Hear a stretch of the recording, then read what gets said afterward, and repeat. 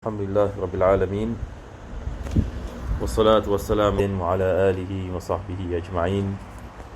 Alhamdulillah, pertama dan utama sekali kita memanjatkan kesyukuran kita kepada Allah Subhanahu wa taala dapat kita menyambung pengajian dalam kitab Minhajul Talibin, dan kita berdoa kepada Allah Subhanahu wa taala mudah-mudahan Allah menjadikan pengajian ini sebab pengampunan bagi segala dosa dan Allah mengabulkan segala hajat dan menjadikan kita di antara hamba-hamba yang bertakwa. Amin ya rabbal alamin. Jadi insya-Allah kita akan melakukan sedikit ulang kaji atas perkara yang terakhir yang kita membicarakan pada minggu yang lepas berkenaan dengan masalah istihdar hakiki dengan istihdar urfi. Jadi kita kembali ini kepada matan yang mana penulis beliau mengatakan wa yajibu qarnun niyyati bit takbirati wa qila yakfi bi awwalihi.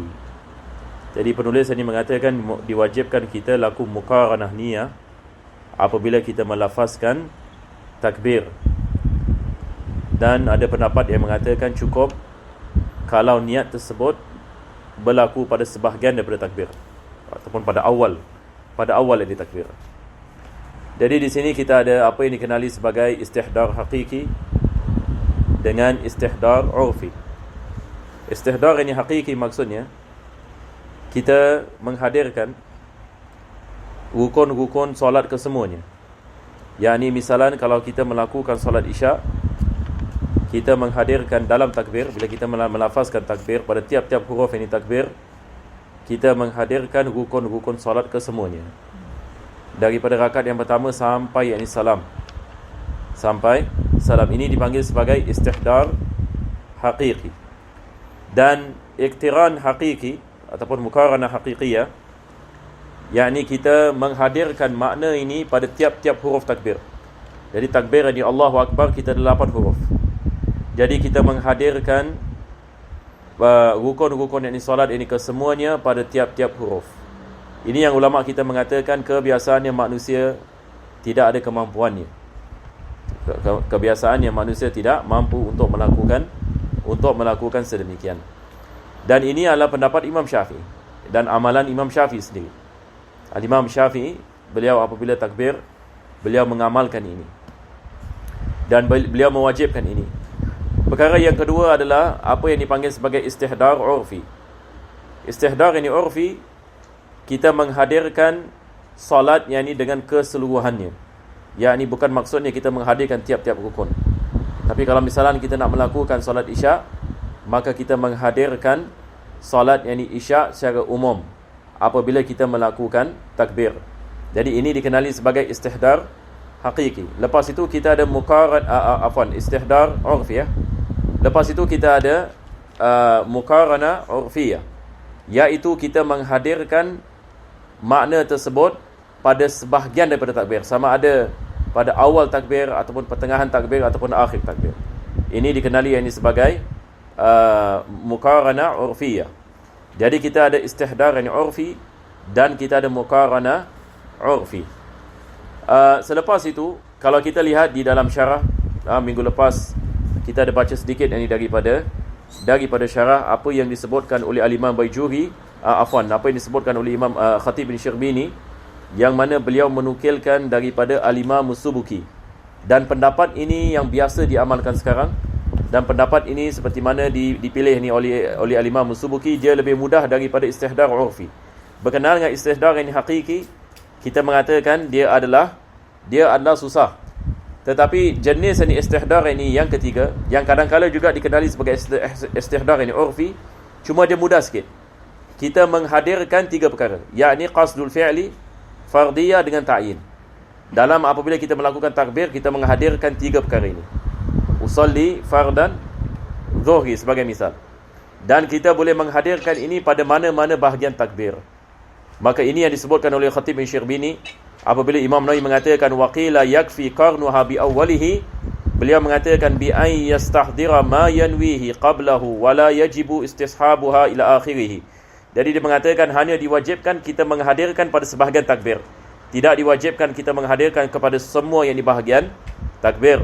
Waqtar al-musannif fi syarh al-muhaddab wal wasit Ya, beliau mengatakan Al-Imam An-Nawawi dalam Syarah Muhadzab, begitu juga Al-Imam Razali dalam Al-Wasit, taba'an lil Imam Razali, al-iktifa'u bil muqaranatil 'urfiyyah indal awam, iaitu cukup ini dengan muqarana 'urfiyyah bagi orang awam, bihaitsu yu'addu mustahdir as-salati iqtida'an bi awwalina fi tasamuhihim bidzalika. Qala Ibn Rif'ah innahu al-haq wa sawwabahu Subuki wali bihima uswah. Jadi di sini kita ada beberapa ini pendapat dari ulama, seperti mana Khatib Syirbini mengatakan aku mengamalkannya, dan seperti mana yang disebutkan oleh Imam Subuki, seperti mana disebutkan oleh Ibn Rif'ah, yang mana mereka mengatakan cukup kita niat yakni perbuatan yakni salat di dalam yakni takbir, yakni balik yakni kepada rukun-rukun niat yang 3. Jadi ini yang biasa yang kita mengamalkannya, yakni bagi memudahkan kita juga, ini bagi orang lain. Jadi ini adalah sikit sebanyak apa yang kita membicarakan ini pada minggu yang lepas. Selepas itu di dalam nota juga yang saya berikan, ini juga disebutkan oleh sahib Az-Zubad di dalam ini kitab Zubad ini juga, yakni beliau menukilkan perkara ini.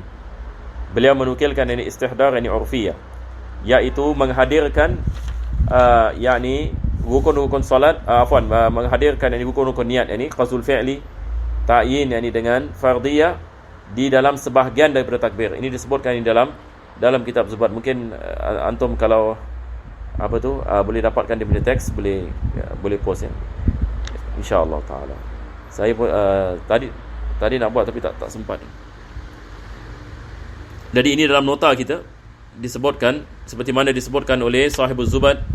Begitu juga Al-Imam Ibn Hajar mengatakan dalam kitab Tuhfah, dalam Majmu', dalam Tanqih, dan juga yakni apa yang dipilih oleh Al-Imam ini Razali. Ini seperti mana juga disebut oleh Khatib Syirbini.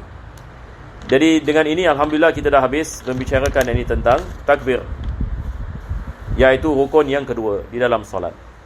Jadi hari ini insya-Allah taala kita akan masuk kepada rukun yang ketiga. Ya, bismillah. Baca.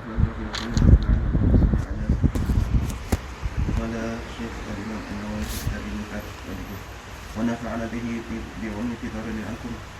بسم الله الرحمن الرحيم. الثالث القيام في فرض القادر، وشرطه نصب فقادر فإن وقف منحنيا أو مائلا بحيث لا يسمى قائما لم يصح، وإن لم يطق انتصابا وصار كراكع فصحيح أنه يقف كذلك.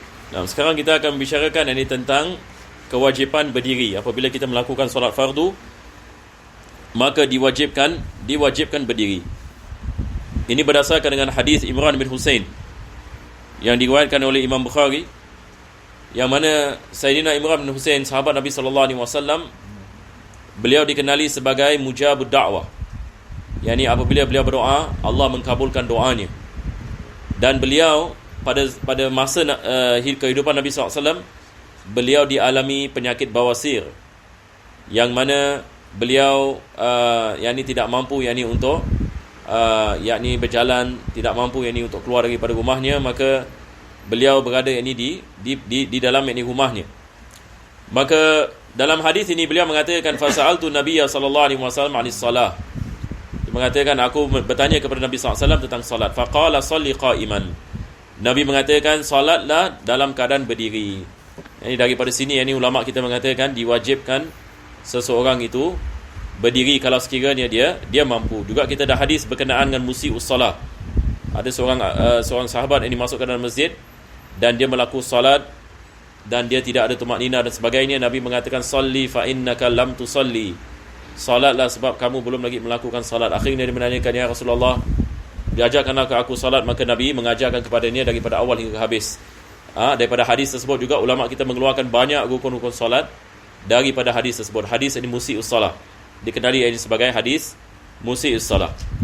Dan di dalam hadis tersebut juga Nabi SAW ini sebut ini tentang ruku', tentang qiyam, tentang kewajipan berdiri apabila seseorang itu mampu.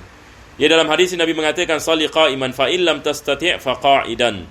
Kalau sekiranya kamu tidak mampu berdiri, maka boleh kamu melakukan solat duduk. Fa in lam tastati' fa ala janbin. Kalau kamu tidak mampu duduk, maka kamu baring. Dan Al-Imam An-Nasa'i menambahkan dengan mengatakan fa in lam tastati' fa mustalqiyan. Kalau kamu tidak mampu, maka kamu baring, baring yang ini ke belakang. La yukallifullahu nafsan illa wus'aha. Allah tidak akan membebankan satu jiwa kecuali apa yang dimampu. Jadi Imran bin Husain dia berdoa kepada Allah Subhanahu Wa Taala agar Allah memberikan syifa.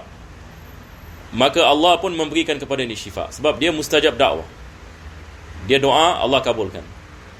Tetapi masalahnya, apabila doanya dikabulkan, ada benda-benda yang dia dapat semasa sakit sudah tidak ada lagi. Yang mana dia mengatakan, apabila aku dalam keadaan sakit, malaikat tiap hari ziarah aku. Yang ni aku duduk bersama malaikat, dia mengatakan. Aku duduk ini bersama malaikat. Malaikat datang dan memberikan salam dan aku jawab ini salam mereka. Tetapi apabila aku diberikan syifa, malaikat ini sudah tidak datang lagi. Maka dia berdoa kepada Allah Subhanahu Wa Taala untuk kembali kepada hal yang pertama. Maka Allah kabulkan.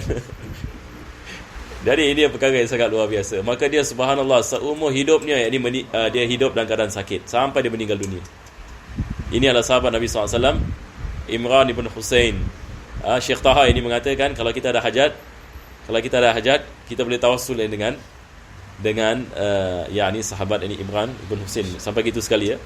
Ulama-ulama kita mengamalkan ini dengan menyebut nama dia, insya-Allah Allah berikan syifa insya-Allah.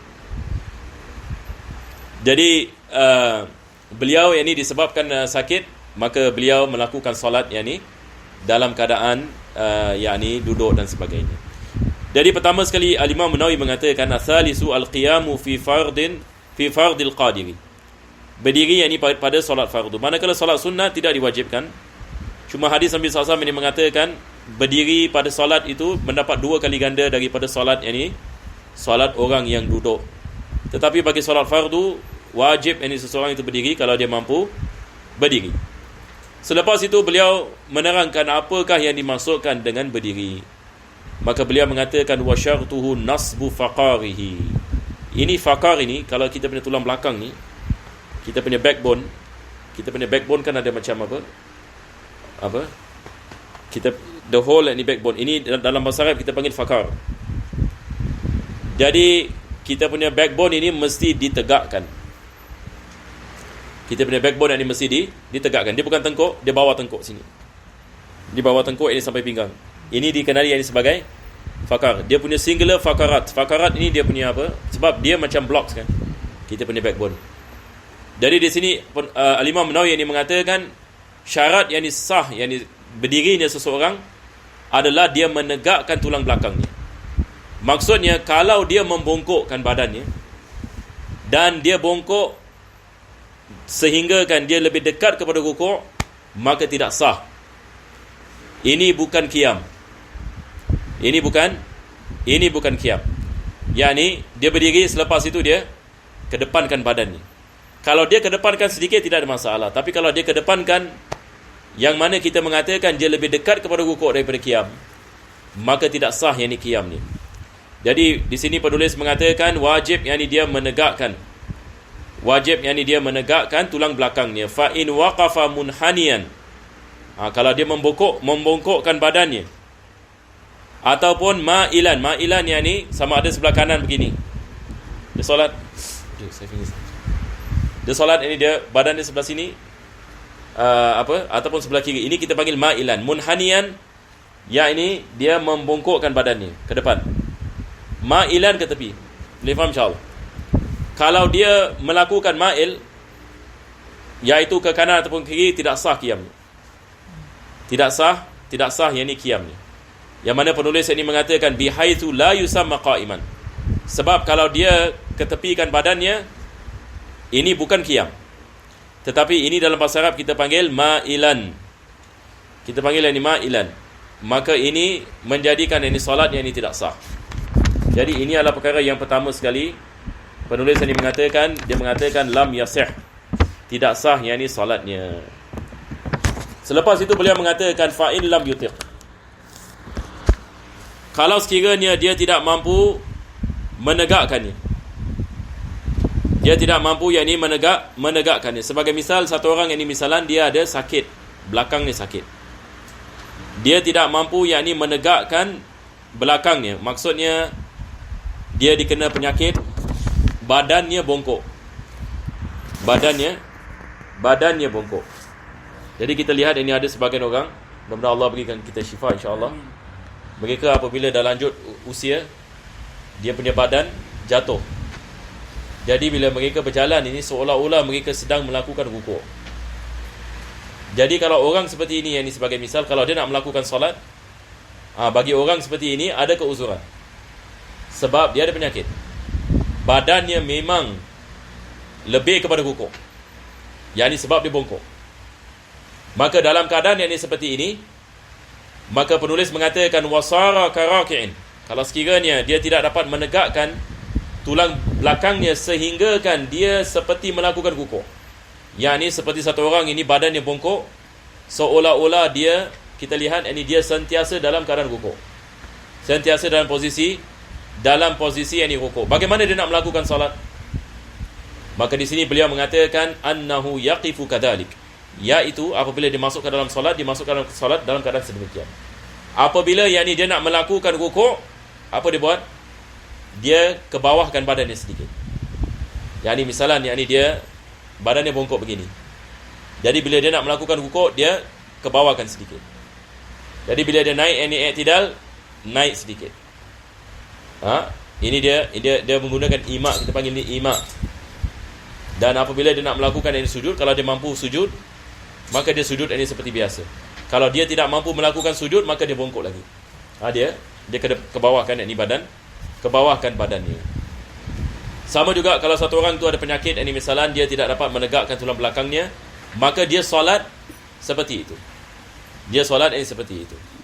Ada sebagian orang yang ini misalnya dia boleh berdiri tetapi dia tidak boleh rukuk. Dia boleh berdiri tetapi dia tidak boleh rukuk. Bagaimana dia nak solat? Jadi baginya, bila dia masuk ke dalam solat, yang ini dia berdiri, apabila dia nak melakukan rukuk, dia kedepankan kepalanya. Dia kedepankan kepalanya. Apabila dia nak melakukan i'tidal, dia kebelakangkan balik. Dan kalau dia mengatakan saya tidak dapat melakukan rukuk, tak dapat melakukan sujud sebab sakit back sakit backbone, maka dia solat dalam keadaan berdiri. Yakni dia memberikan isyarat saja. Dia rukuk, dia kedepankan kepalanya, i'tidal, kebelakangkan kepalanya. Bila dia melakukan sujud, dia kedepankan lebih sedikit, duduk di antara dua sujud dan sujud. Semua yakni dia melakukannya dalam keadaan berdiri. Ini kalau sekiranya dia boleh menggerakkan kepalanya dan tengkuknya. Tapi kalau dia tidak dapat menggerakkan kepala dan tengkuknya, maka dia menggunakan matanya. Jadi apabila dia nak rukuk, dia kejam mata, dia buka. Ini dikirakan sebagai rukuk. Begitu juga dengan i'tidal, begitu juga dengan yakni sujud. Selepas itu penulis ini mengatakan fa in lam yutiq intisaban wa sara karaki'in fas-sahihu annahu yaqifu kadzalika. Yani mengikut dari pendapat yang sahih, dia melakukan salat dalam keadaan sedemikian. Wa yazidu inhina'uhu li ruku'ihi in qadara. Ini seperti mana kita mengatakan bila dia nak melakukan rukuk, dia menambahkan inhina. Apa maksud inhina? Yani sekarang satu orang ini dia bongkok kan, badan dia bongkok. Dia nak rukuk. Jadi dia kedepankan sikit. Ini yang dimasukkan dengan inhina di sini. Kalau dia mampu. Walau amkanahu al-qiyam duna ruku'. Kalau dia boleh berdiri tapi dia tidak boleh rukuk dan sujud, qama wa fa'alahuma biqadri imkanihi. Ini seperti misal tadi saya mengatakan. Dia boleh berdiri, dia mengatakan saya boleh berdiri tapi saya tidak boleh rukuk dan sujud. Jadi dia melakukan solat berdiri dan dia melakukan ima seperti mana kita mengatakan tadi.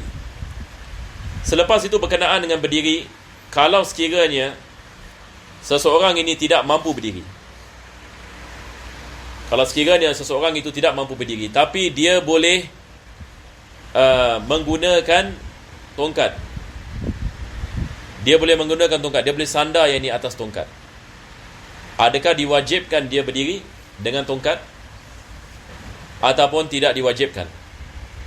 Al-Imam Ibn Baijuri dalam Hasyiah Baijuri, beliau sebut ini masalah ini berkenaan dengan orang yang dia mengatakan dia tak boleh berdiri, tetapi kalau dia sandar dengan tongkat ataupun tembok, dia boleh berdiri.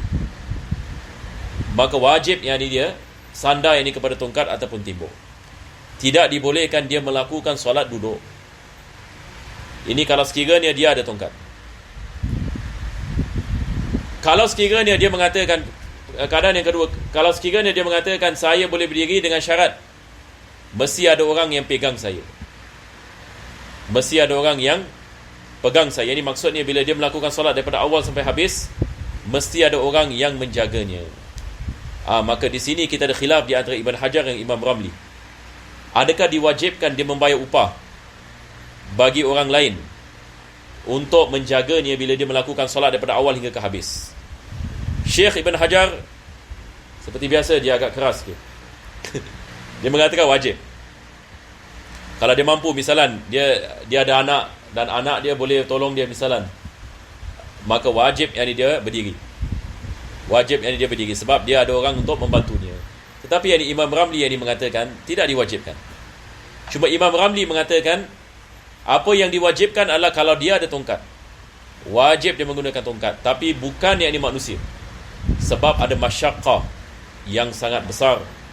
Tiap-tiap kali dia nak melakukan solat, ini kesian ini ada orang yang ini nak kena jaga ni daripada awal ini hingga ke habis. Jadi masalah ini disebutkan ni dalam Hasyiah ini Baijuri. Dan kebanyakan ini ulama ini Mesir ini mereka cenderung ini kepada apa yang disebutkan oleh Imam ini Ramli. Macam seperti yang Syekh ini Baijuri, Khatib ini Syirbini, mereka lebih yang kepada Imam Ramli. Yang Hadramaut lebih kepada fatwa Ibn Hajar. Selepas itu beliau mengatakan walau amkanahul qiyam duna ruku'i wasujudi qama wa fa'alahuma biqadari imkani. Ini saya rasa tidak ada masalah, boleh faham tadi misal tadi. Walau ajaza 'anil qiyam, kalau dia tidak boleh berdiri, ini seperti mana tadi kita mengatakan, dia tidak boleh berdiri tapi ada tongkat, wajib dia berdiri. Berkenaan dengan orang membantu ni ada khilaf di antara yakni Syekh Ibn Hajar ini dengan yakni Imam Ramli. Tapi kalau dia betul-betul tidak boleh berdiri, dia mengatakan saya tidak boleh berdiri, sama ada dengan tongkat ataupun orang membantu saya, maka beliau mengatakan qa'ada kaifa sya', dia boleh solat yakni duduk dalam keadaan duduk yang mana dia mahu. Duduk ini kita ada 5 jenis duduk. Nombor 1 yang paling afdal seperti mana nanti penulis akan membicarakan adalah duduk iftirash. Duduk yakni iftirash. Selepas itu kita ada duduk tawarruk. Duduk tawarruk ini adalah seperti duduk tahiyat akhir. Lepas itu kita ada duduk tarabbu'. Tarabbu' duduk bersila. Macam sekarang ni. Ini adalah tarabbu'. Lepas itu kita ada iqa'. Iqa' ada 2 jenis ya. Kita ada iqa' yang makruh dengan iqa' yang tidak makruh. Iqa' yang makruh adalah kita duduk seperti menyangkung. Boleh bayangkan? Yang ini kita punya apa? Lutut ke atas. Lutut ini ke atas. Seperti kenapa yang ulama kita mengatakan makruh? Sebab ini biasanya duduk binatang-binatang. Kalau kita lihat monyet, ini cara monyet duduk, anjing duduk, bagaimana mereka duduk? Yang ni dia akan apa? Dia punya lutut akan ke atas. Ini adalah iqa' yang makruh. Iqa' yang makruh. Tetapi kita ada lagi satu jenis yang ini juga dikenali sebagai iqa'. Boleh satu orang demonstrate? Saya tak boleh sebab saya tak tahu apa dia. Saya penny dengan apa? Dengan iqa' yang meaning duduk atas apa? Atas yourself. Ya. No. Naikkan gini. Yes. Oh gini. Ini adalah iqa' yang afwan. Ini adalah iqa' yang sunnah. Tetapi ini akhir sekali. Yang afdal adalah iftirash. Yang afdal adalah iftirash. Selepas itu tawarruk. Selepas itu tarabbu'. Selepas itu yang keempat apa? Yang keempat baru iqa'. Yang kelima adalah duduk dan kita menjadikan kaki menghadap kiblat. Yakni apa kita panggil dalam bahasa Melayu? Menonjol, menonjolkan kaki. Ini adalah yang kelima. Jadi seseorang itu bila dia nak melakukan solat, dia boleh duduk, nak duduk bersila boleh. Dia nak duduk seperti iqa' tadi pun boleh. Dia nak duduk iftirash ini boleh. Dia nak duduk tawarruk ini pun yang ni boleh. Maka di sini penulis ini mengatakan kaifa sya'. Selepas itu beliau mengatakan wa iftirashuhu afdal. Duduk yang ni iftirash lebih afdal daripada tarabbu'. Tarabbu' ini duduk seperti apa? Duduk bersila. Fil adhar. Yang ni ikut yang ni kepada pendapat. Ikut yang ni kepada pendapat yang ni adhar. Muqabil adhar yang ni mengatakan tarabbu' lebih afdal daripada iftirash. Tarabbu' lebih afdal daripada yang ni iftirash. Ini kaul yang ni muqabil. Selepas itu beliau mengatakan wa yukrahul iqa'u. Ini yang iqa' yang makruh. Lihat ini bagaimana Imam Nawawi ini dia terangkan iqa' ini yang makruh. Dia mengatakan bi ayyadlisa ala warikaihi. Ya, ini dia duduk yang ni atas kedua punggungnya. Nasiban rukbataihi. Jadi dia punya rukbah, iaitu dia punya lutut dinaikkan, nasiban. Summa yanhani li ruku'ihi bihaisu tuhadi. Jadi dia punya definisi yang dibagi iqa' yang berhenti di nasiban rukbataihi. Boleh insya-Allah. Jadi ini adalah duduk yang di iqa'. Jadi kalau kita boleh bayangkan orang menyangkung. Kalau siapa nak demonstrate pun boleh juga. Tapi kalau tak faham insya-Allah ya. Kalau orang ini menyangkung, yang ni dia duduk atas kakinya, lepas itu lututnya ke atas. Ini adalah iqa' ini yang makruh. Selepas itu penulis mengatakan summa yanhani li ruku'ihi bihaisu tuhadi jabhatahu ma qaddama rukbatayhi. Sekarang satu orang ini misalan dia duduk, dia solat ini duduk. Jadi bagaimana dia nak melakukan rukuk dengan sujud? Jadi dia melakukan inhina. Dia kedepankan badannya. Jadi dia punya jabha ini dahinya tuhadi ini apa dia mengatakan bihaisu tuhadi jabhatuhu ma qaddama rukbatayhi. Rukbatayhi sekarang misalan ini kita duduk bersila seperti ini, tarabbu'. Jadi bila kita nak melakukan rukuk, kita punya jabha ini dia dekat had kita punya lutut. Mana had ini kita punya lutut ini di sini. Jadi kita kedepankan badan kita sampai yang ni had lutut. Ini apabila yang ni kita nak melakukan rukuk. Dan apabila kita nak melakukan sujud, kita melakukan lebih daripada itu. Kita melakukan lebih ini daripada itu. Dan beliau mengatakan wal akmalu an tuhadiya mawdi'a sujudihi. Mawdi' ini sujud adalah apa yang lebih ni daripada had yang ni lutut kita. Jadi apabila kita melakukan rukuk, sujud ini dia mesti lebih ni daripada rukuk. Fa in ajaza 'anil qu'udi shalla li janbihi al-ayman. Kalau dia tidak dapat melakukan duduk solat ini dengan duduk qu'ud, maka dia melakukan solat dalam keadaan baring. Jadi di sini penulis ini mengatakan li janbihi al-ayman. Yakni maksudnya bila dia baring disunatkan yang baring ke kanan. Dia baring ini ke kanan dan dadanya dengan mukanya menghadap kiblat. Ini mengikut ini pendapat Syekhul Islam Zakaria Al-Ansari. Dua perkara, dada dengan muka. Sekarang ini misalan kalau kiblat ini ke depan begini, jadi kita baring ke kanan. Jadi bila kita baring ini ke kanan, dada kita dengan muka kita menghadap ini kepada kiblat.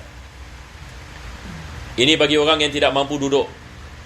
Dia solat dalam keadaan baring. Tapi kalau dia tidak boleh ke kanan, dia boleh ke kiri. Yang ni dia baring yang ni ke kiri. Fa in ajaza fa mustalqiyan. Kalau sekiranya yang ni dia tidak mampu, maka dia baring mustalqiyan. Mustalqiyan ini maksudnya baring terlentang, kepalanya ke belakang. Jadi kakinya menghadap ini kiblat. Dan dia meletakkan sesuatu di bawah kepalanya supaya mukanya menghadap mukanya menghadap kiblat. Dan penulis mengatakan walil qadiri at-tanaffulu qa'idan wa kadha muttaji'an fil asah. Yakni kalau orang yang mampu berdiri nak melakukan solat dalam keadaan duduk dan baring, dibolehkan. Mengikut ini kepada pendapat yang asah. Maksudnya, satu orang nak melakukan solat sunat, ini adalah solat sunat ya. Satu orang yang nak melakukan ini solat sunat, maka dibolehkan yakni dia solat ini dalam keadaan ini duduk ini dan dalam keadaan duduk dan juga yakni dalam keadaan baring. Dia ada pilihan ini untuk melakukan sedemikian, tetapi pahala seperti mana kita mengetahui, orang yang melakukan solat duduk pahalanya separuh ini daripada orang yang ini melakukan solat dalam keadaan yakni berdiri. Begitu juga kalau dia melakukan solat dalam keadaan baring, dia adalah separuh ini pahala bagi melakukan solat ini dalam keadaan duduk. Ini bagi orang yang ada kemampuan untuk berdiri. Tapi kalau dia tidak ada kemampuan untuk berdiri, dia akan mendapatkan pahala yang sepenuhnya. Kalau ini dia duduk ataupun yakni dia baring. Jadi dengan ini alhamdulillah kita sudah habis rukun yakni yang ketiga. Jadi saya ada memberikan yakni nota. Kita lihat ini sekejap ni nota. Jadi saya rasa berkenaan dengan istihdar ini semua kita dah faham ya. Tidak ada masalah. Lepas itu saya ada kirimkan nota berkenaan dengan khilaf Ibn Hajar dengan Imam Ramli dan Khatib berkenaan dengan dhabit bagi berdiri dalam solat. Kalau antum lihat yang saya hantar, dia merupakan tulisan ya atas whiteboard. Dhabitul ajzi 'anil qiyam. Maksudnya sekarang kita ada keadaan satu orang ini misalan dia mengatakan saya boleh berdiri tapi kalau saya berdiri saya tak dapat khusyuk sebab saya sedang sakit, tapi saya boleh berdiri. Tapi kalau saya berdiri, kalau saya solat dalam keadaan berdiri, saya tidak dapat khusyuk di dalam solat. Saya tidak dapat jadi khusyuk ini di dalam yakni solat. Adakah dibolehkan yakni dia solat duduk? Di sini kita ada khilaf di antara yakni Ibn Hajar ini dengan yakni Imam Ramli. Ibn Hajar ini mengatakan wajib dia solat berdiri. Kalau dia mengatakan setakat yakni khusyuk saja, wajib dia solat berdiri. Apa sebabnya? Sebab berdiri ni adalah rukun, manakala khusyuk adalah sunnah. Khusyuk ini adalah sunnah. Walaupun ada pendapat mengatakan khusyuk adalah rukun, seperti Imam Razali misalan, dia mengatakan daripada rukun solat adalah khusyuk, tapi cuma dia mengatakan khusyuk pada sebahagian solat. Ini bukan maksudnya ke semua solat. Jadi ada pendapat dalam mazhab yang menjadikan khusyuk ini sebagai rukun, tapi itu adalah pendapat yang bukan yakni pendapat yang muktamad. Jadi Syekh Ibn Hajar dia mengatakan wajib ini dia berdiri. Tetapi Imam Ramli yang mengatakan dia boleh duduk. Dia boleh yang ini duduk. Sebab dia ada keuzuran yang menyebabkannya tidak boleh mendapat khusyuk. Ini yang seperti mana ditulis ini di sini.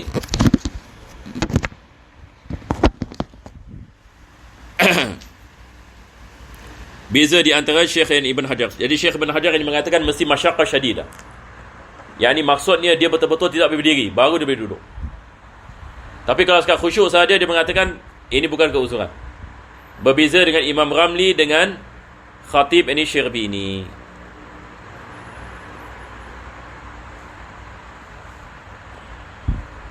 Baik, saya rasa hari ini kita berhenti di sini ya. InsyaAllah ini kita sambung ini pada minggu yang akan datang. Alhamdulillahirabbil alamin. Allahumma shalli wa sallim ala sayyidina Muhammad wa ala ali sayyidina Muhammad. Rabbana atina fid dunya hasanah wa fil akhirati hasanah wa qina adzabannar. Sallallahu ala sayyidina Muhammadin wa ala alihi wa sahbihi wasallam. Alhamdulillahirabbil alamin.